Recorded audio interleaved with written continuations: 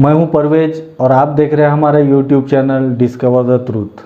जैसा कि आप जानते हैं, हम पिछले कुछ वीडियो में अफ़गानिस्तान पे ही बात कर रहे हैं। आज भी हम अफ़गानिस्तान पे बात करेंगे। जैसे हफीज ने कहा था, तकमील और तदबीन फ़न में जो भी हफीज का हिस्सा है, निस्फ सदी का किस्सा है, 2-4 बरस की बात नहीं। यही वजह है कि अफ़गानिस्तान को मुख्तसरन समझना आसान नहीं है। जो दिलों को फतह कर ले वही फाते जमाना। हम बात कर रहे थे मुल्ला मोहम्मद उमर की।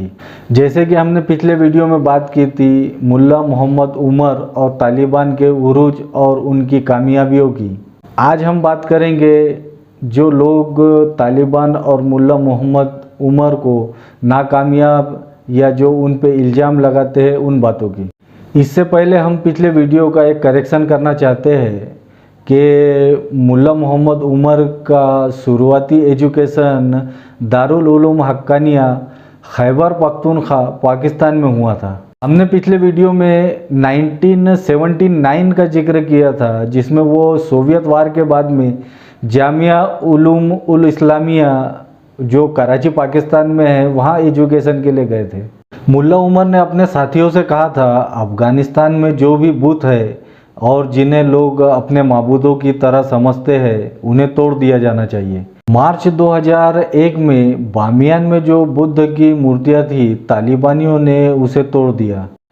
इस बात को जापान, भारत, श्रीलंका, दक्षिण कोरिया, नेपाल, ईरान, कतर और रूस जैसे देशों ने इंटरनेशनल इशू बनाया। इस इशू को मीडिया में ख़ास रिलीजन से ताल्लुक़ रखने वाले लोगों और तालिबान के ख़िलाफ़ एक जहर के तौर पे उभारा गया। इस इशू का एक दूसरा भाग भी है जिसे बहुत कम लोग जानते हैं।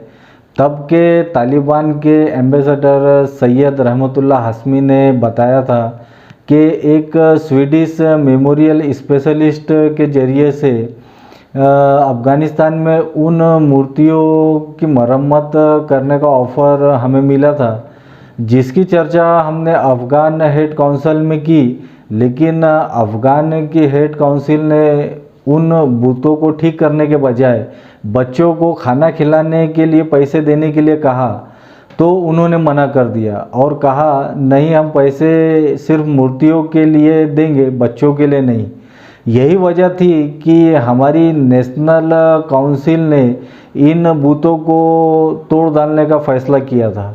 एक इंटरव्यू में खुद मोहम्मद उमर ने कहा कि मैं इन बूतों को तोड़ना नहीं चाहता था। हकीकत ये थी कि कुछ विदेशी लोग मेरे पास आए और उन्होंने कहा कि इस 6ठी शताब्दी के बूतों की हम मरम्मत करना चाहते हैं, जो कई कारणों से ख़राब हो रहे हैं।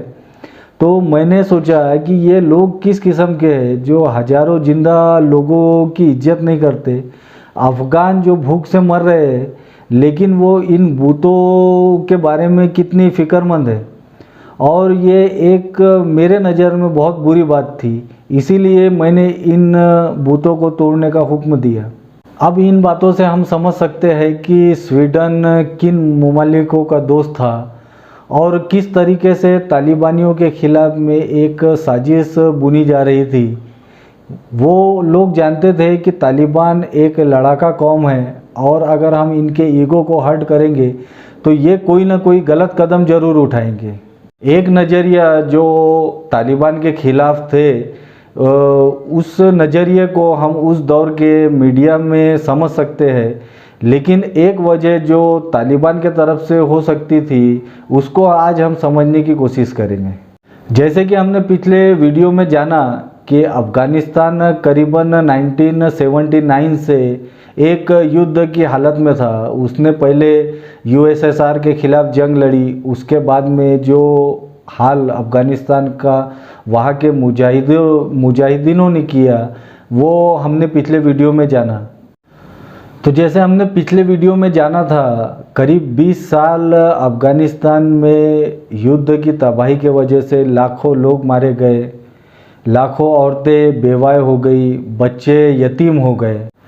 आज के दौर में हम समझ सकते हैं कि किस तरीके से सुपर पावर जब किसी मुल्क से नफ़रत करते हैं तो वो किस तरीके से सैंक्शन लगवाते हैं, जिसके वजह से वहाँ ज़रूरत के सामान पहुँचना भी मुश्किल हो जाता है। उस वक्त उस मुल्क का सरबराह देख रहा है कि उसकी आवाम किस तरह भूखमरी से मर रही है, लोग परेशान हैं, लोगों के पास में रहने के लिए घर नहीं है, यहाँ तक कि लाखों करोड़ों लोग मुहाजिर बन चुके हैं। और इस हालत में जबकि दुनिया को उनकी उस देश में रहने वाले लोगों की मदद करना चाहिए, तब वो उनका एक मजाक बना रहे हैं। तो एक दिलेर बहादुर इंसान क्या कर सकता था अपने गुस्से को जाहिर करने के लिए।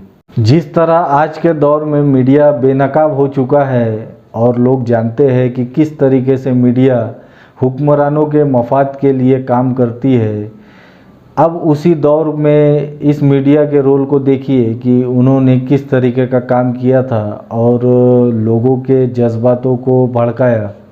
जबकि उस जगह पे ना तो उस मज़हब से ताल्लुक़ रखने वाले लोग रहते थे और ना ही वहाँ उन मूर्तियों की किसी माबूद के तरीके से पूजा होती थी, ना ही इबादत होती थी। आज अगर हम दुनिया का जायज़ा ले तो हम देख सकते हैं कि सऊदी अरब जहाँ कितने ही मुक़द्दस मकामों को तोड़ दिया गया।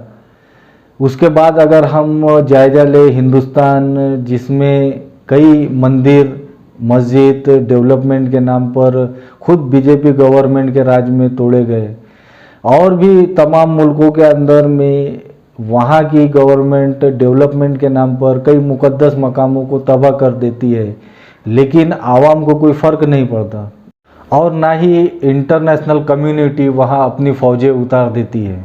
तो अब जिस तरीके से उस वक्त इंटरनेशनल मीडिया ने मुल्ला उमर और तालिबान के ख़िलाफ़ नफ़रत से भरी हुई रिपोर्टिंग चालू की, जिन्होंने अफ़गानिस्तान में तालिबान को तस्लीम किया था, यानी कि सऊदी अरब और यूएई ने भी तालिबानियों के ख़िलाफ़ आवाज़ बुलंद की, तो इन देशों ने अरब ब्रांच ऑफ यूनेस्को और cultural and educational agency of United nation में इस तालिबान के काम को जंगली और वहशी करार दिया।